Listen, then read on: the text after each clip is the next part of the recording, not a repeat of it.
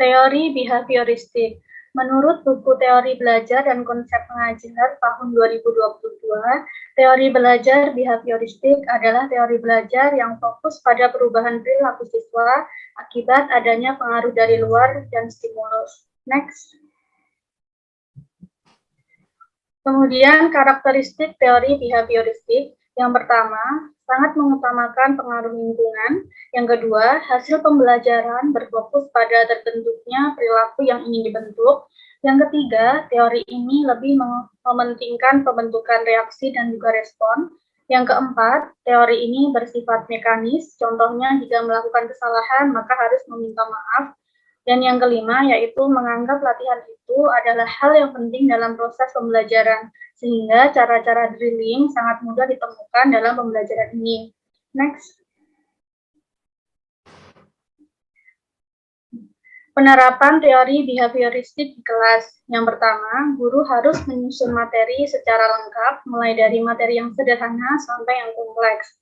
Yang kedua, guru lebih banyak memberikan contoh berupa instruksi selama mengajar. Yang ketiga, saat guru melihat ada kesalahan, baik pada materi ataupun pada siswa, maka guru akan segera memperbaiki. Yang keempat, guru banyak melakukan drilling dan latihan agar terbentuk perilaku dan pembiasaan seperti yang diinginkan. Yang kelima, evaluasi dilakukan berdasarkan perilaku yang terlihat. Dan yang keenam, guru dituntut untuk memiliki kemampuan memberikan penguatan baik dari sisi positif dan juga negatif. Nah, berdasarkan penerapannya, bisa disimpulkan bahwa teori behavioristik masih berpusat pada guru dan sangat mementingkan perubahan perilaku, sehingga apabila siswa tidak menunjukkan perubahan setelah diberikan pelajaran, maka siswa belum bisa dikatakan telah belajar dengan baik. Untuk yang selanjutnya adalah teori sosial kognitif. Pengertian dari teori ini adalah teori yang menjelaskan bahwa otak manusia mampu mengolah informasi yang diberikan dengan berbagai cara. Upaya untuk memproses informasi tersebut, peserta didik akan menghubungkan dengan informasi sebelumnya.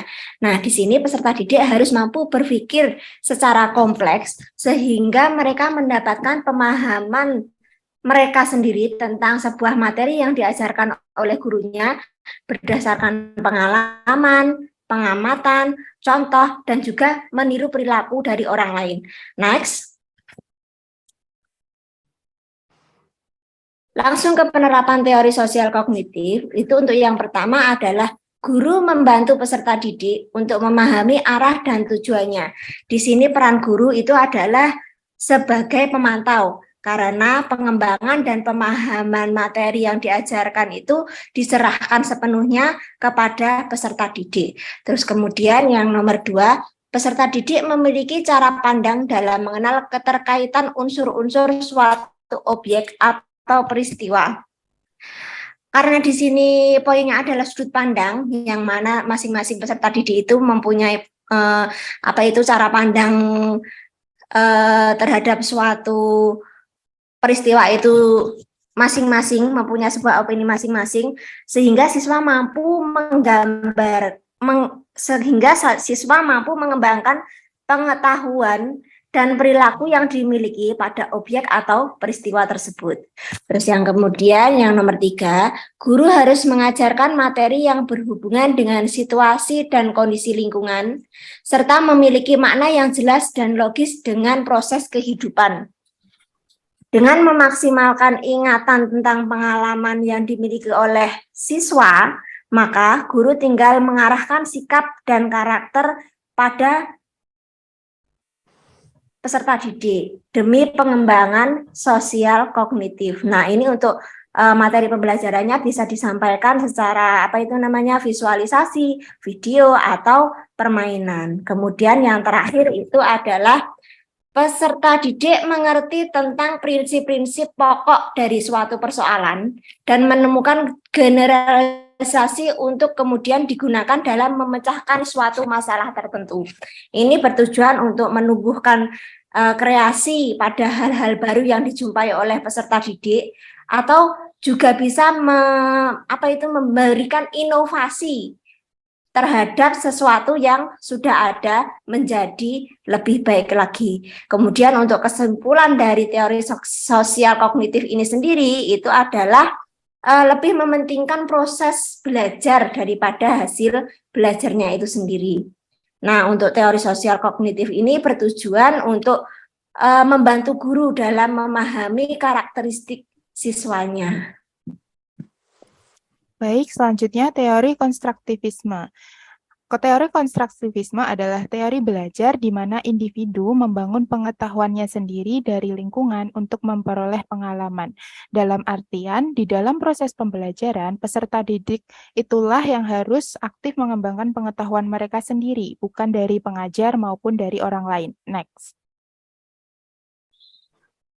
Karakteristik teori konstruktivisme. Yang pertama, peserta didik berperan lebih utama di dalam pembelajaran.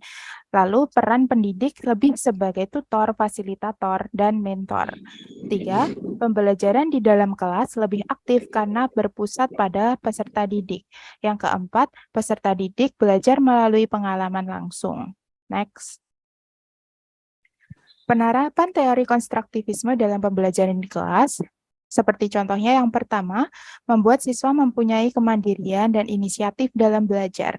Yang kedua, menghargai gagasan atau pemikiran siswa serta mendorong siswa berpikir lebih mandiri. Yang ketiga, guru mengajukan pertanyaan terbuka dan memberikan kesempatan beberapa waktu kepada siswa untuk merespons. Yang keempat, membuat siswa terlibat aktif dalam dialog atau diskusi dengan guru dan siswa lainnya. Yang kelima, sebelum kegiatan inti dalam suatu pembelajaran berlangsung, guru dan siswa dapat melakukan tanya-jawab yang berhubungan dengan materi yang akan diajarkan sebagai bentuk dari brainstorming. Next. Selanjutnya, model pembelajaran konstruktivisme. Yang pertama ada cooperative learning. Cooperative learning adalah metode pembelajaran yang dilakukan dengan cara membuat sejumlah kelompok untuk saling membantu. Tujuan dari metode cooperative learning adalah menciptakan interaksi yang melatih satu sama lain, sehingga sumber belajar peserta didik tidak hanya dari guru saja, tetapi juga guru dan buku, tetapi juga dari teman sebayanya.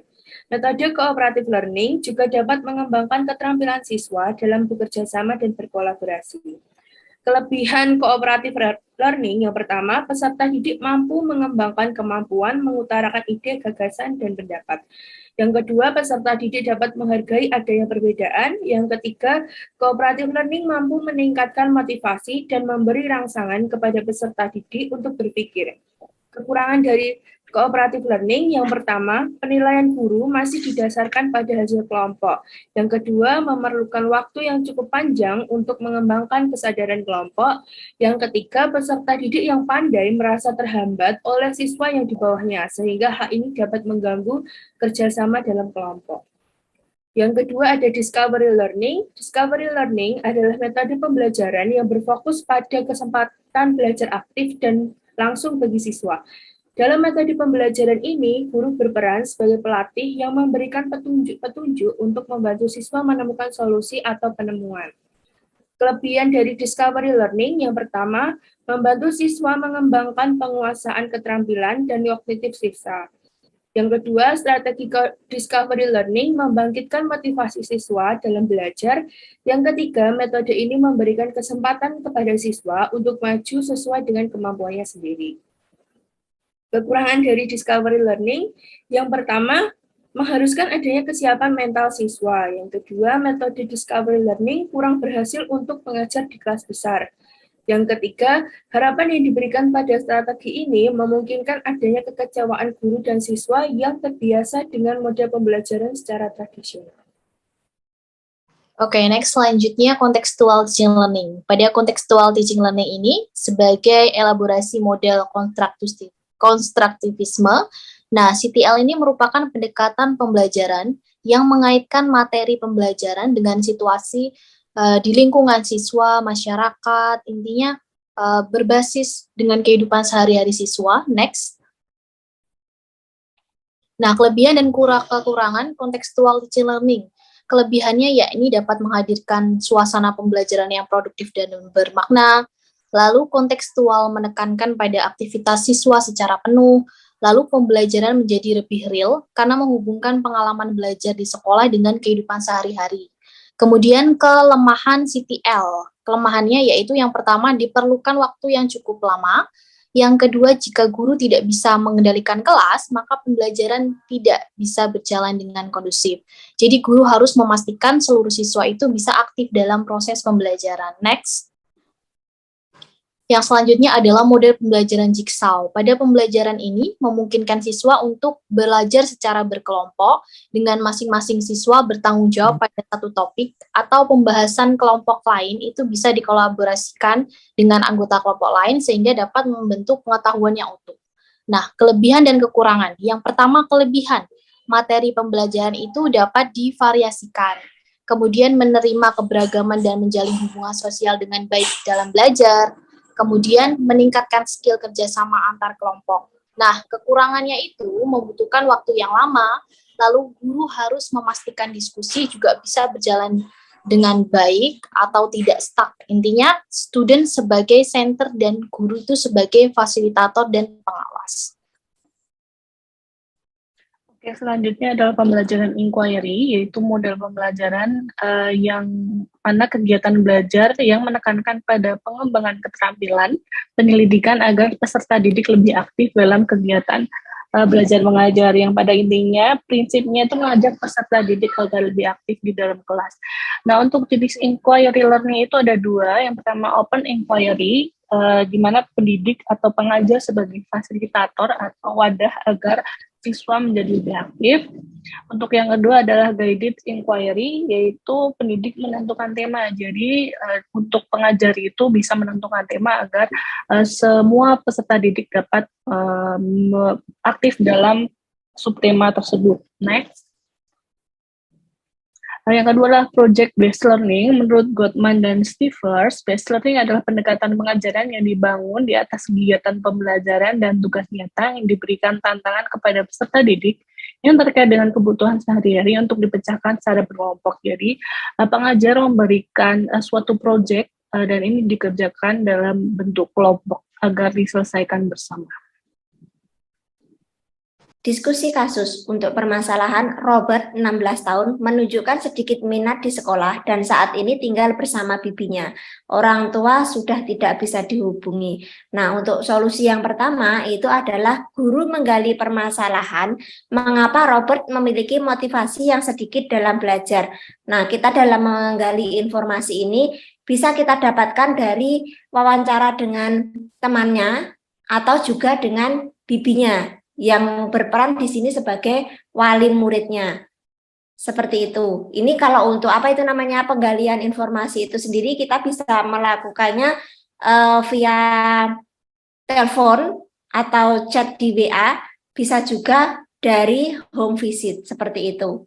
Next. Baik, untuk solusi yang kedua, kita sebagai guru bisa melakukan pendekatan persuasif kepada Robert. Pendekatan persuasif di sini bermaksud adalah untuk usaha pendekatan yang dilakukan oleh seorang guru yang bersifat membujuk secara halus tanpa adanya sebuah paksaan. Kita sebagai guru harus membujuk dan membuat si Robert percaya bahwa minat belajar di sekolah itu penting untuk mencapai proses pembelajarannya. Next. Fungsi yang ketiga yaitu guru memberikan pendampingan terhadap siswa agar mampu melewati permasalahan yang terjadi dan memberikan arahan apabila diperlukan. Next. Guru memotivasi Robert untuk belajar dengan cara menerapkan metode pembelajaran yang aktif. Contohnya seperti discovery learning, jigsaw, cooperative learning, project-based learning, contextual-based learning, dan inquiry learning. Next.